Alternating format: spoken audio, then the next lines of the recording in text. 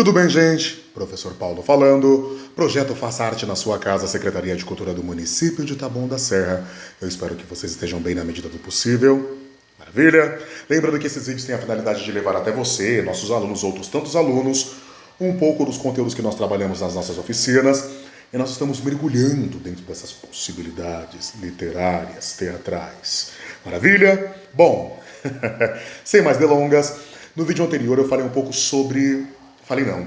Iniciei uma fala sobre o teatro renascentista, né? Só lembrando que o Renascimento é uma consequência do humanismo. Humanismo que, por sua vez, é um movimento de transição do teatro medieval ou da era medieval para a era renascentista, né? A era medieval nós temos a igreja ali ditando as regras. No humanismo, nós vamos ter o questionamento da sociedade e no Renascimento nós vamos ter o desabrochar desse questionamento, né? Tudo isso manifestado na produção artística da época, certo? Então, isso é mais ou menos a sequência dos fatos. Certo? Bom, no vídeo anterior eu falei um pouco do Renascimento, falei um pouco da contextualização, falei um pouco do contexto europeu, de como isso foi desaguando, como que um período foi desaguando em outro, né? Como que esses períodos foram, vamos pensar assim, como que esses períodos foram se organizando em sequência, né? Não necessariamente um período termina para começar o outro. Na verdade, nasce um período, mas um outro período não deixou de existir. Eles coexistem. A questão é que, por exemplo, na medida que a sociedade vai avançando do ponto de vista comportamental, nós vamos ter uma maior incidência, né? Vamos pensar assim, uma maior produção dentro de um novo evento, mas sempre trazendo temperos do elemento anterior, né?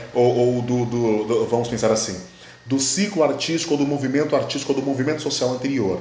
Então, vamos dizer assim, o movimento renascentista não eliminou o humanismo, muito pelo contrário. O humanismo ainda estava ali, engendrado no Renascimento, assim como o período medieval ainda estava ali engendrado no humanismo e no Renascimento. Tudo bem? Se a gente for pensar bem assim, acho que a gente ainda tem questões medievais até os dias de hoje. Tá certo? Bom, eu estou aqui com o meu texto, né? Então vou fazendo umas leituras e vou fazendo umas pausas para a gente poder discutir as coisas. E a pergunta é a seguinte, né? Pois bem, se no esplendor do Renascimento, onde as capitais europeias estavam todas ali, estavam ali em efervescência, fervendo, explodindo cultura, produzindo escultura, quadros, textos literários, filosóficos, descobertas científicas, tudo isso acontecendo simultaneamente nas capitais europeias. E onde entra o teatro em tudo isso? O teatro explodiu com tudo isso, o teatro teve um movimento no sentido de pô, pimba, teatro estourou junto com os outros movimentos artísticos? Não. É um lamentável engano, certo? E esse texto ele aborda justamente isso. Esse tipo de contextualização, onde você tem os movimentos artísticos explodindo, né, nesse movimento renascentista, nesse novo pensar filosófico, nesse novo pensar artístico, nesse novo pensar social. Mas e o teatro? Para onde foi? Vamos lá. Olha só. É por isso que é importante pensar nessa concepção de que um movimento ele continua existindo mesmo ao emergir, posso dizer assim, mesmo no nascimento de um novo segmento cultural, um novo segmento, um novo pensamento filosófico, tá certo? Então vamos lá. Para falar do Renascimento, precisamos voltar no teatro medieval. O teatro medieval foi, sobretudo, um teatro popular. Sua essência, sua ausência de regras estéticas, sua necessidade catequizante o caracterizou assim, ou seja, como ele tinha um cunho de catequizar, de passar uma mensagem religiosa, ele não estava muito preocupado com uma fala rebuscada, com um cenário esplendoroso, né? O teatro renascentista precisava criar ou recriar novas regras que o elevasse acima das características popularescas e inartísticas medievais, sem, contudo, atentar que o teatro da Idade Média, se era ineficiente literalmente, era eficiente teatralmente, né? Aqui ele faz uma chamada no sentido de pensar que o Renascimento, já que é Renascimento, precisava trazer para o teatro um novo elemento que rompesse as barreiras da questão medieval, né? Do teatro, da cultura medieval, já que era um renascimento. Entretanto, o teatro medieval, ainda que ele fosse ineficiente do ponto de vista literário, do ponto de vista intelectual, ele era eficiente teatralmente. Por quê? Porque ele acessava o povo. Porque ele era linha direta, era contato direto com o povo. Ele ia às pessoas. Ele não se prendia à linguagem rebuscada. Ele não era um teatro feito para a corte. Ele tinha o viés catequizante. Eu quero catequizar as pessoas, então eu preciso falar a língua delas. Tudo bem? O novo teatro, como todas as artes filosóficas, como todas as artes e filosofias do Renascimento, foi beber na fonte clássica. Os modelos gregos e latinos, levados ao pé da letra, eram distantes do corrente momento. Se encaixavam bem a literatura e as artes plásticas e arquitetônicas. De certa forma, as artes mais eruditas. Mas o teatro, desde a Grécia, sempre foi uma arte popular. O resultado dessa discrepância é o de que o teatro renascentista não consegue ultrapassar os limites da literatura. Eu falo sobre isso no vídeo anterior, né? Era tão rebuscado, era tão erudito, que não atendia ao povo, que não chegava no povo, não chegava na massa. Ficava sendo um teatro ou uma linguagem literária feita para eruditos. Será que a gente vive um pouco dessa realidade ainda? Porque eu acho que eu ainda vejo muitas vezes as artes sempre atendendo a uma... eu não vou dizer a uma elite, mas a uma classe mais intelectualizada, né? E muitas vezes essa arte que a gente estuda nos livros de língua portuguesa não chega com muita clareza, né? No povo de classe baixa. Ou, infelizmente, a forma como a gente consome os estudos, a forma como os estudos chegam às pessoas, não dá a elas gabarito para que elas consigam consumir uma arte, né? Vamos pensar assim, uma canção feita por Chico Buarque, por Gil, por Caetano, para que ela possa entender toda aquela linguagem, todo aquele contexto, né?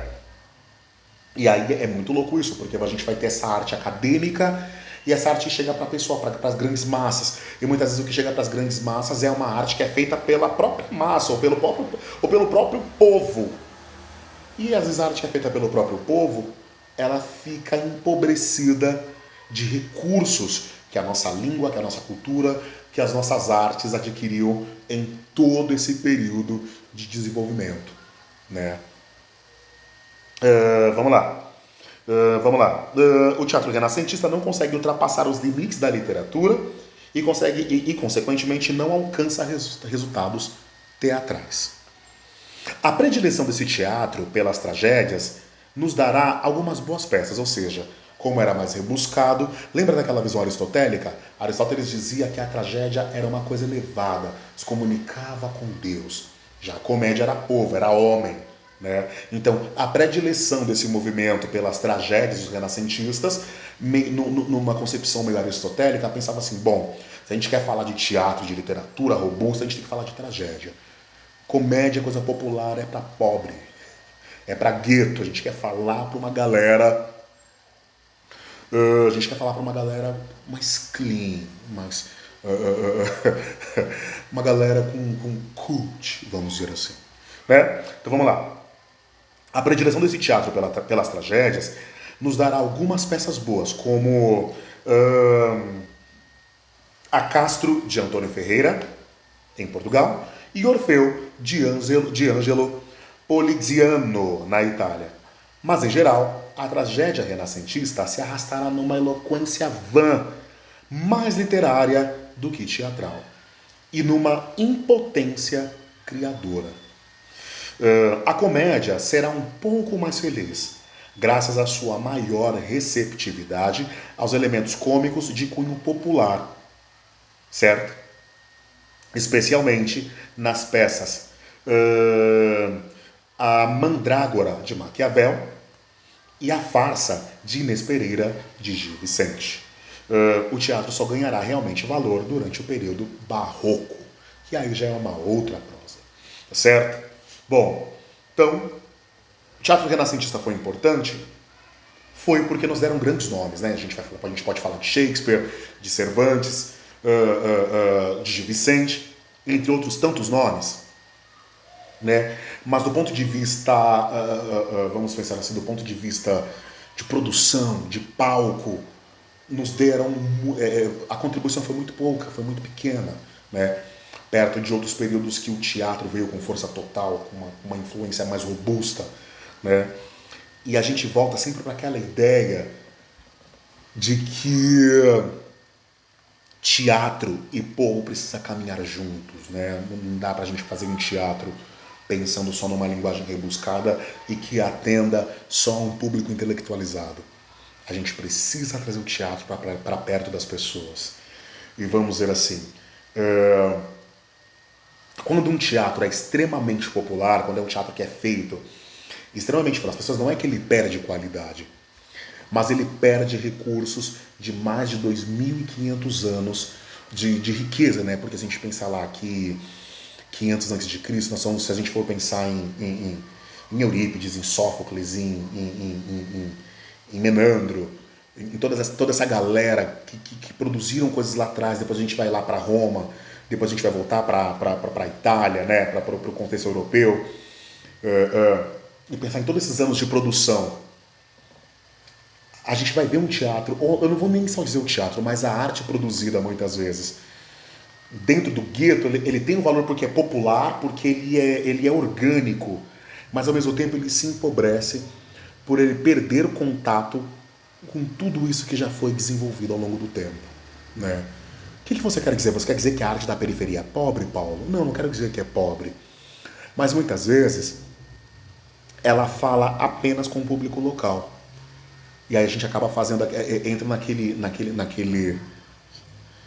looping, né? Da gente estar sempre falando para as mesmas pessoas. A gente está sempre falando para as mesmas pessoas.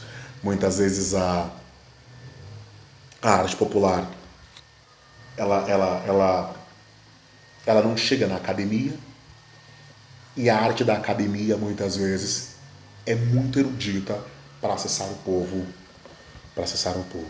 né? É claro que a gente vai encontrar em movimentos, ONGs e pessoas muito bem intencionadas a trazer um pouco da música clássica, desse teatro feito, desse teatro clássico fazendo releituras para os dias de hoje, né? Mas é um movimento muito pequenininho e muito tímido ainda.